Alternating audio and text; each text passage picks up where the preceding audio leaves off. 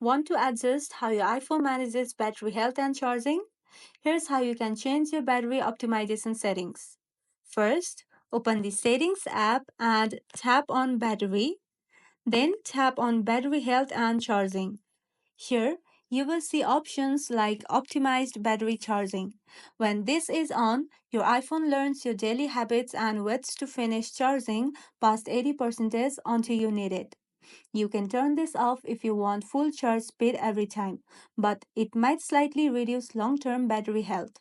You will also see charging optimization settings depending on your iOS version. This may include things like clean energy charging or 80% limit, which helps reduce wear by limiting max charge. Choose what fits your need, whether it's maximizing battery life or faster charging. And that's all. If this video was helpful, don't forget to like and subscribe for more iPhone tips and tricks. Thank you for watching.